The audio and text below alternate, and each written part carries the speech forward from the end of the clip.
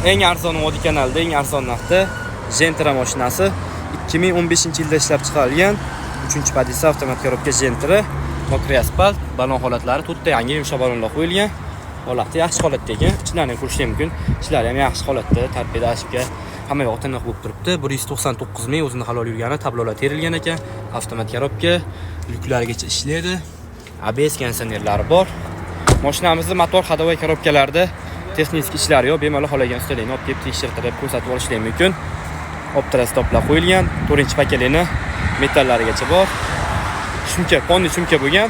Mashina qirilib qolgan joyi bor ekan, mashina ko'rsatib o'tib ketaman. Qolgan joyi yaxshi turibdi. Eshiklar putlari bor, gerbli laboylar qo'yilgan. Kraskasi bir 3 tami detalda bor ekan, mana kapot, krilo eshikdan bor ekan.